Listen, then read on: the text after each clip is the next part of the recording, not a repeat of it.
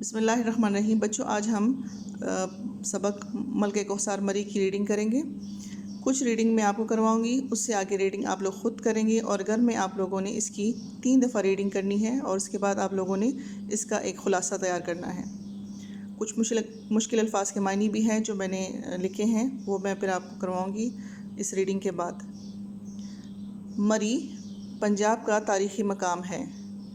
یہ ضلع راولپنڈی میں شامل ہے۔ راولپنڈی کی شمال مشرق میں گاڑی کی تقریباً 1.5 گھنٹے کی مسافت پر واقع ہے۔ سمندر کی سطح سے اس صحت افزا مقام کی بلندی تقریباً 7,500 فٹ ہے۔ یہاں اپریل سے نومبر تک بہت اچھا موسم رہتا ہے، البتہ دسمبر سے مارچ تک شدید سردی پڑتی ہے۔ دسمبر کے آخری عشرے سے لے کر فروری کے ابتدائی عشرے کا دورانیہ شدید برف باری کا زمانہ ہے۔ اس دورانیے میں مری میں یخبستہ موسم کا راج ہوتا ہے۔ سردیوں میں بھی یہاں خوب رونق ہوتی ہے۔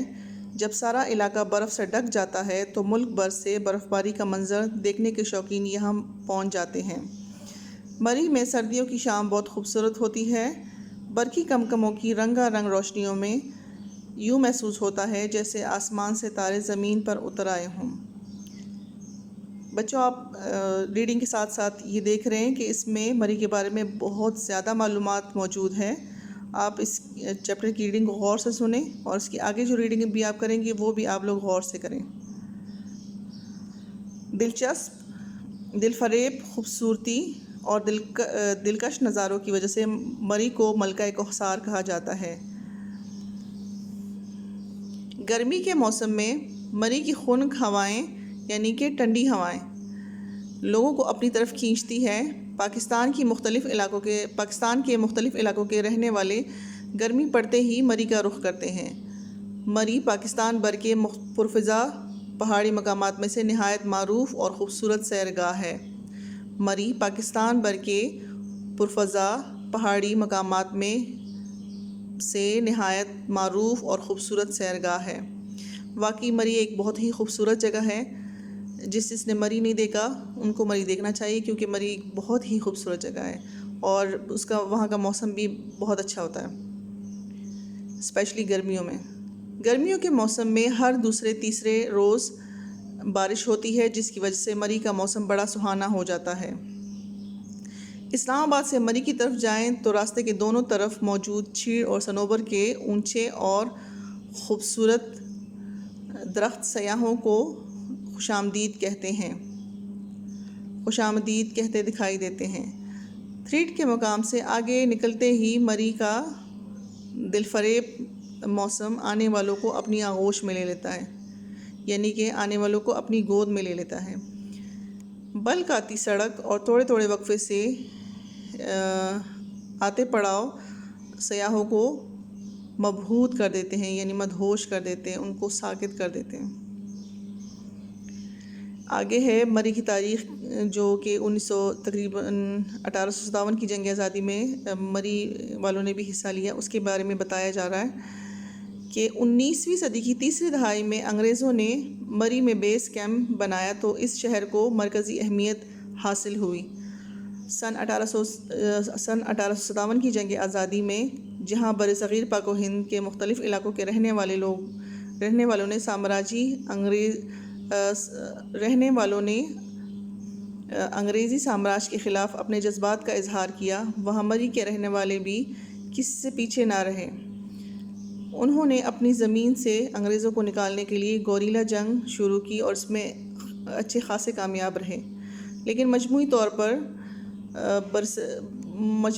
پر برصغیر پاک و ہند میں 1857 کی جنگ آزادی میں مسلمانوں کو ناکامی ہوئی تو انگریزوں کو مری میں قدم جمانے کا موقع میسر آیا۔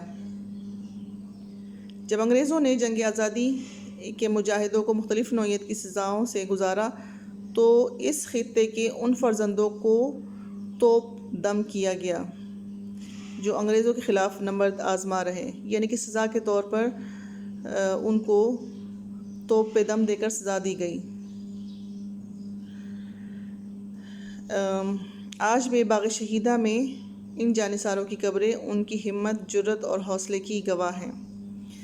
بچوں یہاں تک کی ریڈنگ میں نے آپ کو کروائی ہے اور اس سے آگے کی ریڈنگ آپ لوگ خود کریں گے، اور اس پورے چیپٹر میں جتنی بھی معلومات ہے اس کو آپ لوگ غور سے پڑھیں اور سمجھیں، اور پھر اس پورے چیپٹر کی پڑھائی کر کے آپ اس کا ایک اچھا سا خلاصہ تیار کر کے نیٹ کاپی پہ لکھیں۔